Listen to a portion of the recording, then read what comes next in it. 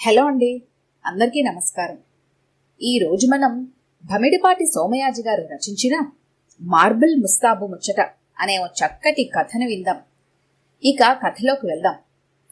కామేశం తండ్రి దిగులుగా చెట్టు నీడలో కూర్చున్నాడు.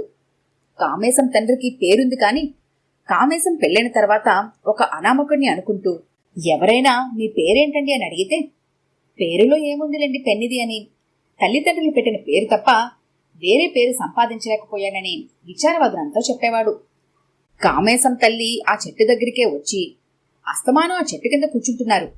ఇల్లు గలవాళ్ళు చూస్తే ఏమైనా అంటారేమోనని భయంగా ఉంది. ఆ బుద్ధుడికి చెట్టు కింద జ్ఞానోదయం అయిందట. మీరు చాలా రోజులు బట్టి ఈ చెట్టు కిందే కూర్చుంటున్నారు.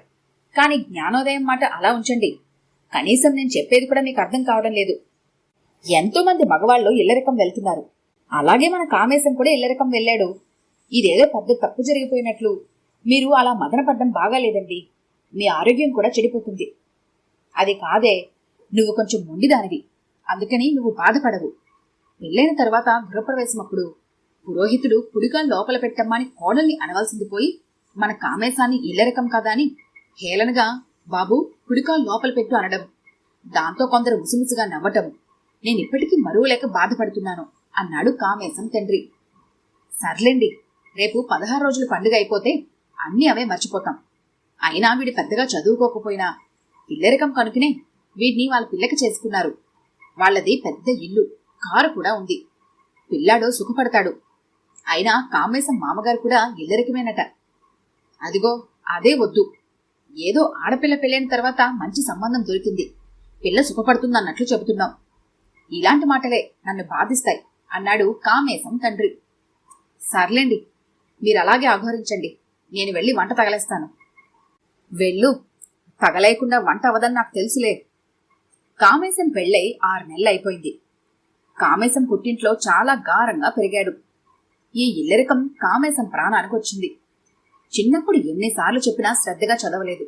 ఆ అశ్రద్ధ ఫలితం ఇల్లరికం రూపంలో ఒక రాక్షసిగా సంప్రాప్తించింది అని ఆలోచిస్తున్న కామేశాన్ని మామగారు, ఏమోయ్ కామేశం, అసలే శీతాకాలం పొద్దు, అలా కూర్చుంటే పనులవ్వు, చీకటి పడుతోంది. మీ అత్తగారు అసలే ముక్కోపి, చెడామాడా తిడుతుంది. ఆ దూడలకి గడ్డేసిరా, మళ్ళీ పాలు పితికే వేళవుతుంది అంటూ మందలించారు. ఏమిటో కర్మ, ఈ గేదెలు ఒట్టిపోతే బావుండును, పాలు పితికే పనైనా తప్పుతుంది. అయినా ఇంత డబ్బున్న వాళ్ళు పాలు కొనుక్కోవచ్చు కదా, ఈ గేదెలు పెంచుకోవడం ఎందుకు అనుకుంటున్న సమయంలో అత్తగారు రానే వచ్చింది. రంకెలు మొదలుపెట్టింది. 6 నెలలు అయిపోయింది నువ్వు కాపురానికొచ్చి, నీకసలు చురుకే లేదు. అదే మీ మామగారు 3 నెలల్లో మొత్తం పని నేర్చేసుకుని మా నాన్నగారి చేత శభాష్ అనిపించుకున్నారు. పెళ్లి చూపులో నీకు అన్ని పనులు వచ్చని మీ వాళ్ళు చెబితే ఈ సంబంధం ఖాయం చేసుకున్నాం అంది అత్తగారు. ఒక్కొక్కటే నేర్చుకుంటాను కదండి అని అక్కడి నుంచి వెళ్ళాడు కామేశం.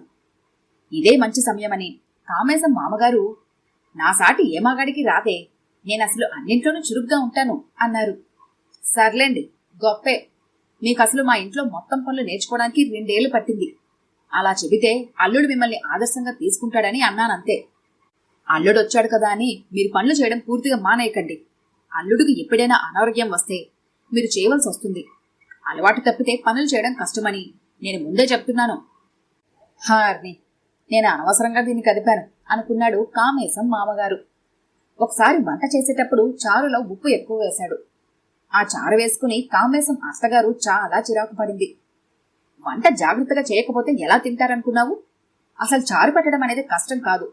అటువంటిది నువ్వు ఇదే సరిగ్గా చెయ్యలేదు. మీ మామగారు చెప్పింది విని శ్రద్ధగా చెయ్యి. అది కాదత్తయ్యా, మర్చిపోయి 2వసారి ఉప్పు వేసి ఉంటాను, నన్ను క్షమించత్తయ్యా అన్నాడు కామేశం. అసలే చారు బాగాలేదని చిరాకుగా ఉందేమో ఆవిడ. అత్తయ్యా, నేనేమైనా నీ మేనత్తనా? అత్తగారు అనలేవు. వెధవ పెంపకాలు. మగపిల్లల్ని సరిగ్గా పెంచకపోతే ఇలానే ఏడుస్తారు. ఇల్లరికం పంపే మగపిల్లల్ని జాగ్రత్తగా పెంచాలన్న విషయం కూడా తెలియదా మీ పుట్టింటి వాళ్ళకి? నీకు తెలియకపోతే మీ మామగారిని చూసి నేర్చుకో. ఆయన మా అమ్మని నెత్తి మీద పెట్టుకునేవారు. మా అమ్మ కూడా నీ భర్త ఇల్లరికం మణిపూసే అనేది. కామేశం మామగారికి అల్లుడు సుఖపడిపోతున్నాడేమోనని అనుమానం వచ్చింది. ఏమిటయ్యా, అస్తమానం చాలా కష్టపడిపోతున్నట్లు మొహం పెడతావు? నేను కాపురానికొచ్చిన కొత్తల్లో ఈ గ్యాస్ స్టవ్లు, కుక్కర్లు, మిక్సీలు, గ్రైండర్లు ఉండేవే కావు. చచ్చినట్లు పొయ్యి వెలిగించి వంట చేసేవాణ్ణి, పప్పు రుబ్బేవాణ్ణి, కారాలు దంచేవాణ్ణి. నువ్వేమిటో ఇన్ని సౌకర్యాలున్నా అబ్బా ఉస్సు అంటుంటావు అస్తమానం. ఏం చేస్తామండి, మాది వంటలు చేసే వంశం కాదు, మరి అందుకని కష్టంగా ఉంది అన్నాడు కామేశం.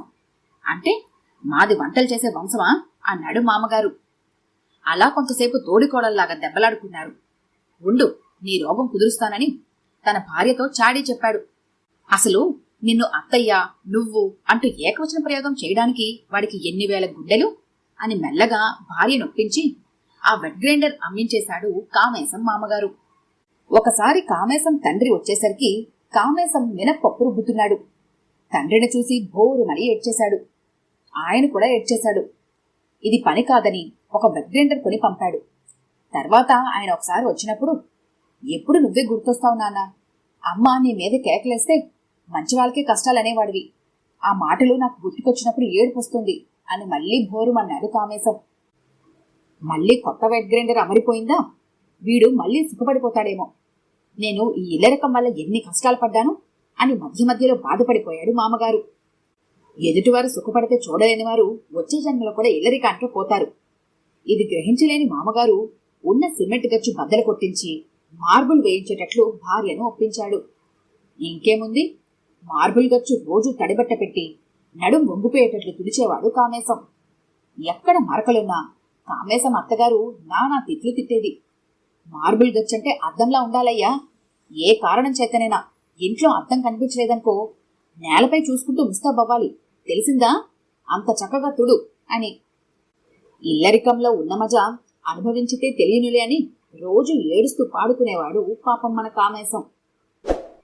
ఈ కథ కనుక మీకు నచ్చినట్లయితే లైక్ చేయండి, షేర్ చేయండి. మరిన్ని ఇంట్రెస్టింగ్ కథల కోసం మా ఛానల్ని తప్పకుండా సబ్స్క్రైబ్ చేసుకోండి.